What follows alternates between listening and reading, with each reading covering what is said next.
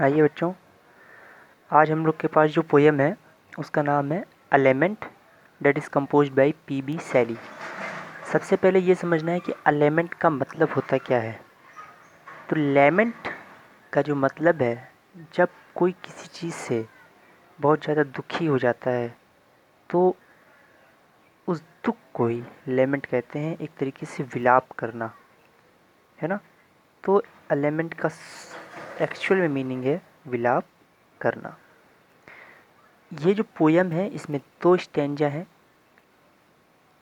तो हम इंट्रोड्यूसिंग और कंक्लूडिंग स्टैंजा या फिर ओपनिंग और क्लोजिंग स्टैंजा से इसका रेफरेंस और कॉन्टेक्स्ट अपना कर सकते हैं। तो सबसे पहले इसमें रेफरेंस देखते हैं कि रेफरेंस क्या बनेगा। रेफरेंस में बनता है दिस, है ना, this stanza has been taken from the lesson a lament composed by P B. Shelley. या फिर हम लिख सकते हैं these lines have been taken from the lesson a lament composed by P B. Shelley. दूसरी बात आती है सर कि सर सेंट्रल आइडिया क्या है। तो सेंट्रल आइडिया बेटा बहुत इंपॉर्टेंट है इस चैप्टर का भी, तो इसे भी आपको तैयार करना होगा। तो इस पोयम में जो सेंट्रल आइडिया है, जो पोएट है वो पोएट बहुत डिसअपॉइंट है, निराश है अपनी ज़िंदगी से। वो सोचता है कि जब मैं कैसा था, यंग था, तो कितना खुश था, यही ब्यूटीज़ मुझे खुशी दे रही थी, लेकिन अब मेरे अंदर वो पावर नहीं है, वो ताकत नहीं है। तो अब यही ब्यूटीज़, यही नेचर मुझे क्या दे रहा है, दुख दे रहा है। यही इसका सेंट्रल आइडिया है।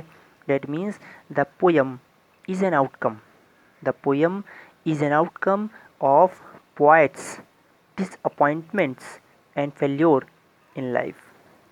ये जो कविता है ये क्या है, कवि के जो जीवन की निराशा है और असफलता है उसको दिखा रही है। The poet imagines that he is standing on the last steps of time. जो उसकी जीवन है वो उसको सीढ़ियों से कंपेयर करता है। वो कहता है कि मैं सीढ़ी के आखिरी पावदान पे खड़ा हूँ, मैं ज़िंदगी के आखिरी पावदान पे खड़ा हूँ। ही फील्स, वह महसूस करता है कि डेथ इज अप्रोचिंग हिम, जो मृत्यु है धीरे धीरे उसके पास आ रही है, उसके समीप आ रही है। He regrets that his joys of life will not return any more. वह पश्चाताप कर रहा है, रिग्रेट्स मतलब पश्चाताप कर रहा है कि उसकी जो युवा शक्ति है, जो खुशियाँ हैं, जो जीवन का आनंद है, वह अब लौट के दोबारा नहीं आएगा। Now the beauties of nature increase his grief. अब ये जो प्राकृतिक आनंद है, प्राकृतिक सौंदर्य है, ये उसके दुख को बढ़ा रहा है। ठीक है, इसके बाद हमारे पास फर्स्ट स्टैंजा है ओ वर्ल्ड से लेकर के नेवरमोर तक। That is O world, O life, O time, on whose last steps I climb. Trembling, trembling का मतलब कांपना।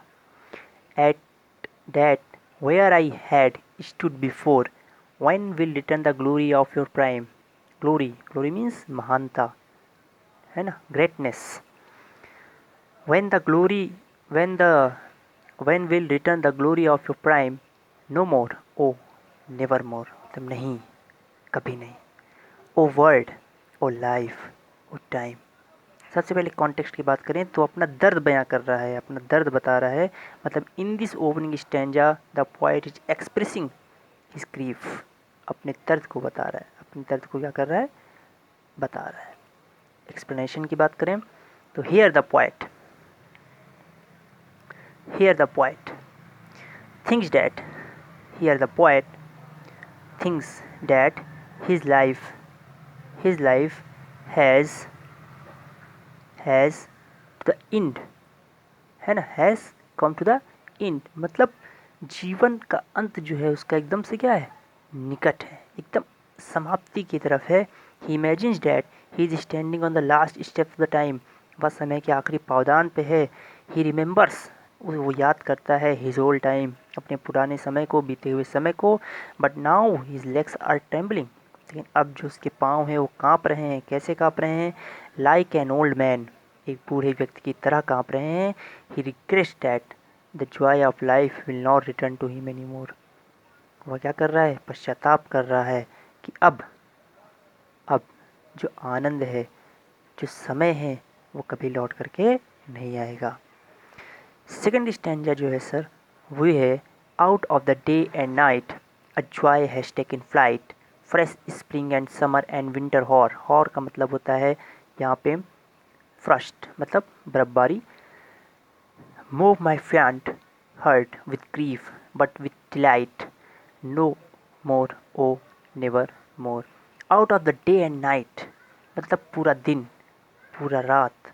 अ जॉय हैज टेकन फ्लाइट मतलब जो जीवन का आनंद है वो अब मुझे निराश कर रहा है, मतलब आनंद है ही नहीं। Fresh spring and summer and winter hoar मतलब चाहे स्प्रिंग का मौसम हो, सावन हो, गर्मी हो, जाड़ा हो, ये सब क्या है? इन सब से मुझे कुछ भी फ़र्क नहीं पड़ रहा है। मतलब कोई भी मौसम मुझे आनंद नहीं दे रहा है ना? बल्कि और क्या कर रहा है ये, मुझे खुशी देने के बजाय क्या कर रहा है, बल्कि मुझे और दुख दे रहा है, क्योंकि मैं अब उसे इंजॉय नहीं कर सकता। I am not capable to enjoy this moments, है ना? मैं इन चीज़ों को इंजॉय नहीं कर सकता, ये बात हो रही है। तो कॉन्टेक्स्ट क्या बना? Here the in this concluding stanza the poet is feeling sad, वो बहुत दुखी है। He is incapable to enjoying the beauty of the nature, है ना? वो सक्षम नहीं है। क्या, किस चीज़ के लिए वो सक्षम नहीं है? ब्यूटी इंजॉय करने के लिए, नेचर इंजॉय करने के लिए वो सक्षम नहीं है। आइए जी एक्सप्लेनेशन की बात करते हैं कि सर एक्सप्लेनेशन इसका क्या बनता है।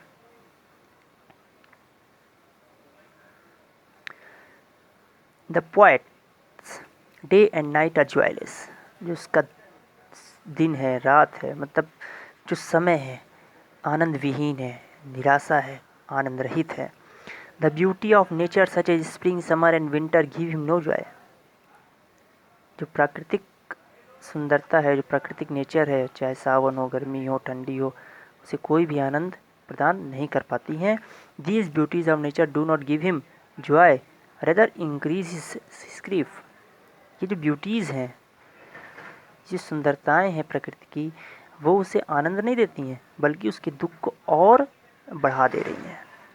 ये स्टैंजा में कह रहा है। तो हमने देखा इसमें सिर्फ 2 स्टैंजा है, बहुत ही छोटे छोटे। तो इसे आपने तैयार करना है। पूरा चैप्टर बहुत इम्पोर्टेंट है, सेंट्रल आइडिया बहुत इम्पोर्टेंट है। उम्मीद करते हैं कोई प्रॉब्लम नहीं आएगी। एक बार खाली आप इसे पढ़िए, समझिए और फिर अपने मन से भी लिखने की कोशिश कीजिए। उम्मीद करते हैं, और फिर हम लोग जल्द ही नए चैप्टर के साथ मिलेंगे। इम्पॉर्टेंट वर्ड मीनिंग भी हमने इंक्लूड कर ली हैं, जिससे बच्चों को कोई प्रॉब्लम ना आए। ओके, इसके नोट्स अगर वीडियो से आपको नहीं मिल पा रहे हैं तो आप हमें मेरे नंबर पे एसएमएस करिए, आपको नोट्स जो हैं वो मिल जाएंगे। Okay, thank you.